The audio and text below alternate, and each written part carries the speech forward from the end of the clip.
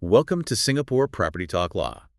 Now, usually we're deep in URA master plans or maybe HDB grants, but today we're looking at something different, something that really hit the headlines here in Singapore. Yeah, a really significant public health incident. Exactly. We're diving into the ByteDance food poisoning case from July 2024.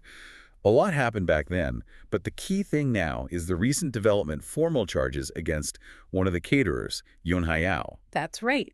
So our mission today is to quickly unpack what led to these charges, focusing on the specifics.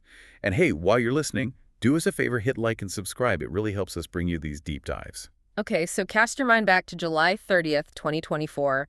ByteDance office, One Raffles Quay, big catering event. And then things went wrong. How many people were affected again? The numbers were quite stark. 169 people reported gastroenteritis symptoms, nausea, vomiting, the works. Wow. And hospitalizations? Yes, 17 people actually needed hospital treatment, so it wasn't minor. Definitely not. So the Singapore Food Agency, SFA, they stepped in pretty fast, didn't they? Oh, yeah. The very next day, July 31st, they suspended both caterers involved. One was Putian Services. And the other was Yun Hai Yao, the focus of today's update. Exactly. Yun Hai Yao, they also operate as Nans. Their suspension lasted until August 16th after they took required actions. Right. So fast forward almost a year, and we get to the news from just a few days ago, June 4th, 2025. Correct. Yun Hai Yao was formally charged in court over the incident. Okay, let's get into that. What are the specific charges? There are two main charges laid out. One is under the Sale of Food Act, Okay. and the second charge is under the Environmental Public Health Food Hygiene Regulations, so covering both the food itself and the state of the premises. Got it. And the company's response in court? Well, their chief executive, Mr. Lu Zhitao, appeared, and significantly, he indicated the company plans to plead guilty. Plead guilty. Without a lawyer, apparently. That's what the reports mentioned, yes. And the date for that plea is set for July 2nd, 2025. And the penalty the SFA is seeking? The prosecutor's asking for a total fine of $5,000 for both charges combined. $5,000. Okay. Now, the really interesting part for this deep dive. What did the SFA find that led to these charges? What are the specific allegations? This is where the investigation details come out. First, the food. The charge alleges that the woke fried diced chicken served to ByteDance that day contained coagulus-positive Staphylococcus aureus, and crucially, it had the genes for Staphylococcus enterotoxin A. Okay, Staphylococcus aureus, staph infection, basically. But the specific toxin part is important. Absolutely. Staph aureus is common. It lives on skin in noses. But certain strains produce toxins, like enterotoxin A. These toxins are what cause the rapid, severe food poisoning symptoms. Ah, I see. So finding that specific toxin-producing type in the chicken is pretty strong evidence, and that often links back to handling, right? Yep, very often, yes. Poor hand hygiene during food prep is a classic way for staph to get into food and then multiply if conditions allow. So contaminated chicken is one allegation. What was the other main finding related to the second charge?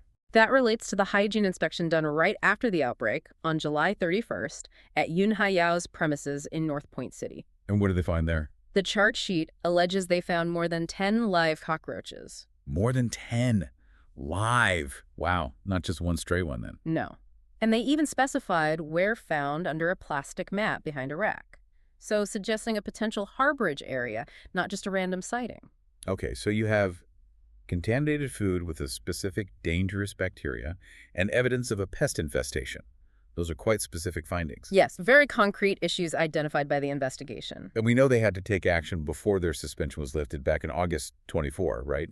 Like cleaning and retraining staff. That's correct. They had to dispose of food, do deep cleaning and sanitization, disinfect surfaces, and ensure staff reattended and passed food safety courses. The food handlers and the food hygiene officers. Right, standard procedure to get back online.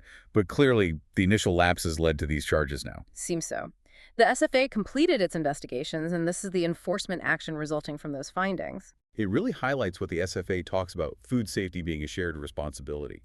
Businesses need to have robust systems. And individuals need to practice good hygiene, too. And the public reporting issues they see also helps. Definitely. So, bringing it all together, major outbreak, SFA investigation finds specific bacteria in food and pests on site, leading to formal charges nearly a year later, and now an expected guilty plea.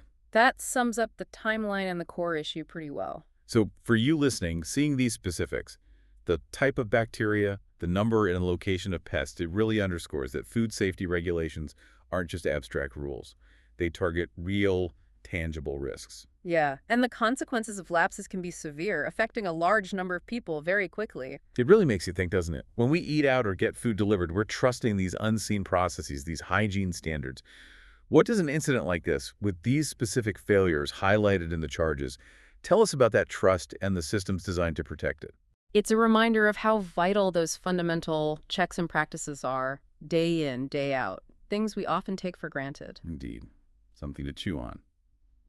All right, that's our deep dive for today on Singapore Property Talk Live. Thanks for joining us. My pleasure.